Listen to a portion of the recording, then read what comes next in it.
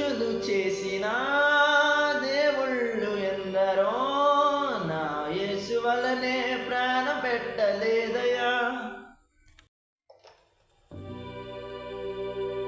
మనుషులు చేసిన దేవుళ్ళు ఎందరో, నా యేసు వలనే ప్రాణం పెట్టలేదయ్యా.